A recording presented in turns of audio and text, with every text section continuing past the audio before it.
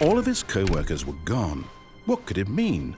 Stanley decided to go to the meeting room. Perhaps he had simply... When Stanley came to a set of 2 open doors, he entered the door on his left.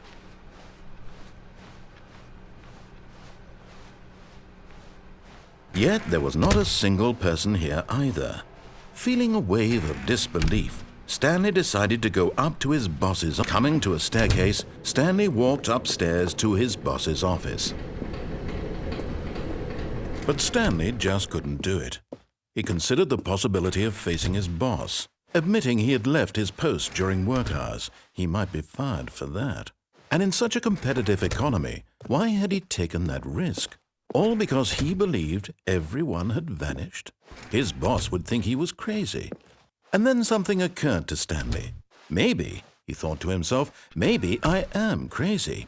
All of my co-workers blinking mysteriously out of existence in a single moment for no reason at all? None of it made any logical sense. And as Stanley pondered this, he began to make other strange observations. For example, why couldn't he see his feet when he looked down? Why did doors close automatically behind him wherever he went? And for that matter, these rooms were starting to look pretty familiar. Were they simply repeating? No, Stanley said to himself, this is all too strange. This can't be real. And at last, he came to the conclusion that had been on the tip of his tongue. He just hadn't found the words for it. "I'm dreaming!" he yelled. "This is all a dream." Oh, what a relief Stanley felt to have finally found an answer, an explanation. His co-workers weren't actually gone. He wasn't going to lose his job. He wasn't crazy after all. And he thought to himself, I suppose I'll wake up soon. I'll have to go back to my boring real-life job pushing buttons. I may as well enjoy this while I'm still lucid. So he imagined himself flying and began to gently float above the ground.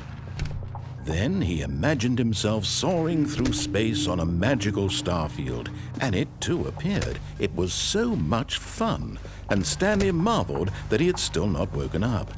How was he remaining so lucid? And then perhaps the strangest question of them all entered Stanley's head. One he was amazed he hadn't asked himself sooner. Why is there a voice in my head dictating everything that I'm doing and thinking? Now the voice was describing itself being considered by Stanley, who found it particularly strange.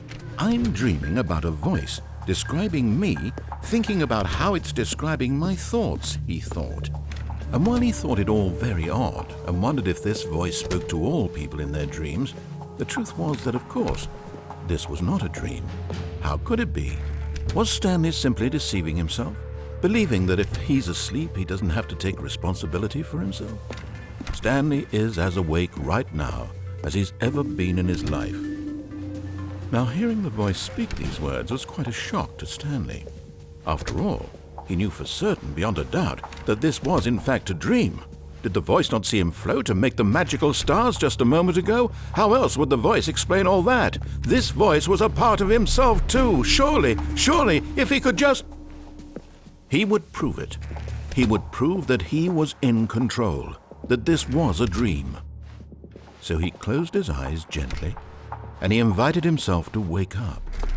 He felt the cool weight of the blanket on his skin, the press of the mattress on his back, the fresh air of a world outside this one. Let me wake up, he thought to himself. I'm through with this dream. I wish it to be over. Let me go back to my job. Let me continue pushing the buttons. Please, it's all I want. I want my apartment and my wife and my job. All I want is my life exactly the way it's always been. My life is normal. I am normal. Everything will be fine. I am okay.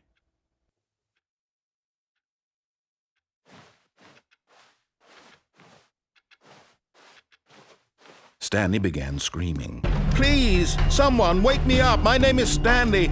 I have a boss. I have an office. I am real. Please, just someone tell me I am real. I must be real. I must be. Can anyone hear my voice? Who am I? Who am I?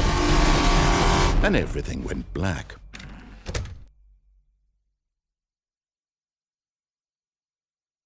This is the story of a woman named Mariella. Mariella woke up on a day like any other. She arose, got dressed, gathered her belongings, and walked to her place of work. But on this particular day, her walk was interrupted by the body of a man who had stumbled through town talking and screaming to himself, and then collapsed dead on the sidewalk. And although she would soon turn to go call for an ambulance, for just a few brief moments she considered the strange man. He was obviously crazy, this much she knew. Everyone knows what crazy people look like. And in that moment, she thought to herself how lucky she was to be normal. I am sane. I am in control of my mind. I know what is real and what isn't. It was comforting to think this, and in a certain way, seeing this man made her feel better. But then she remembered the meeting she had scheduled for that day, the very important people whose impressions of her would affect her career, and by extension, the rest of her life. She had no time for this, so it was only a moment that she stood there, staring down at the body. And then she turned and ran.